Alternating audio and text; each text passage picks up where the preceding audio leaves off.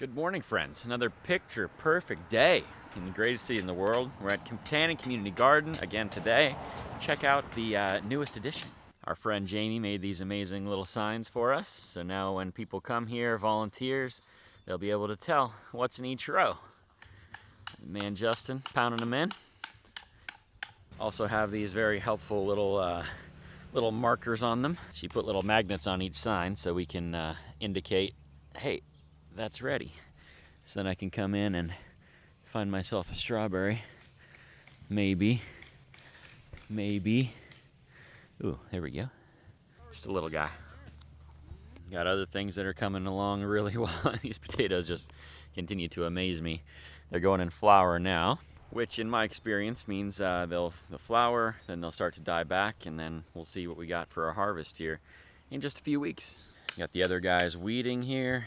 And we're waiting on some tools. They got probably 80% of the shed done last Saturday on Summer Serve and or at Rock the Block. So there's just like some trim work to do up there, and then really just the front and the door, and our bigger shed will be ready. That'll be really exciting times for us. You can see our look at our little shed here. Everything just stacked on top of one another. Just not enough room at all. So it'll be really nice to have those things organized again and be much more functional for us. I was gonna do tomatoes, and then these 3 tomato pruning experts showed up. So appreciate that, you guys. They're tying up these last ones that we missed from last week, and tomatoes go all the way down both rows here. So a lot of work to do. So I guess I have to mow. That's my job now.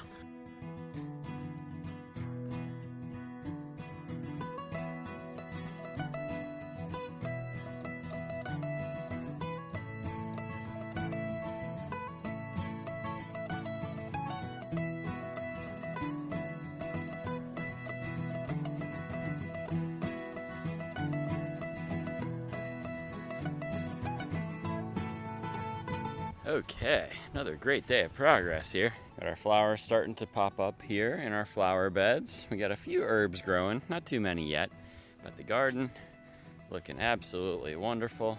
I mean, the yard's mowed now too, right? Everything here looks really, really great. I'm still constantly getting asked, where is the garden? If you look up 306 Chestnut Street on Google Maps, it'll get you here. You're welcome to come anytime. Anyone can come. And if you know what you're picking, we encourage you to come and get some food. We've had these handy signs now, so you can tell. So the kale, ready to pick. The other thing is knowing how to pick, and so here's how you pick kale. You find a plant that has the most leaves on it, so maybe this one would be good. And then what you do is you pick from the bottom, and you pick only the leaves. Don't pull the plant. The plant will keep producing all year. So this one, obviously no good. You can throw that one aside or put it over here in the compost bin for this one on the left. And then take the next bottom leaf. This one looks pretty darn good to me. Take it home, saute it. You can eat it fresh like I do. Put it in a salad. Do whatever you want to do. Kale is wonderful for you. A couple other things that are ready this week, obviously the strawberries, which I told you about. There's this huge patch of strawberries here. You got to look through and you got to find your own there. It's a bit of a jungle, but you can find some good ones in there. There's some more ripe ones every day. 2 more things that are ready to pick, radishes and snow peas. These are just starting, so you might have to rummage around a little bit. The snow peas look pretty bare right now, but I can tell they're ready to start flowering, and then the production will be insane once they start going. Radishes, on the other hand, all the greens are good to eat, so if you want to pick some, you can pick the whole plant. So if you wanted to pick some, you could pick the whole deal here. They didn't form great radishes on the bottom, but this is edible, very spicy. The greens are edible. And then the best part of the harvest, this is one man's opinion, are these little radish pods. So the radish pods are like, after they flower, this is how they make seed.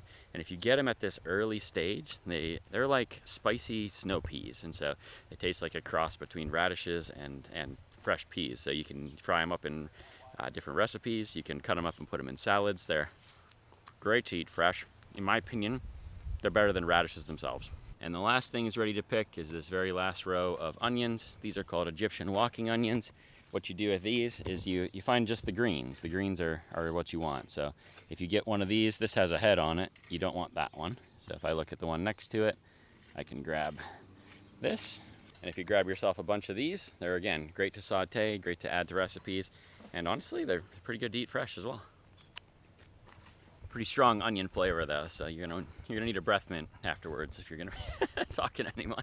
There'll be a lot more things coming that we'll be ready to harvest here in the coming weeks, so stay tuned for that. But this is your first installment of What's Fresh Friday. Hopefully you're watching this on Friday, so it makes sense. These guys are making really good progress on all the trim. All sides here, looking really nice. Hopefully by next week that'll be done, and then it's just maintaining at that point. Beautiful, beautiful garden, beautiful day. Greatest city in the world.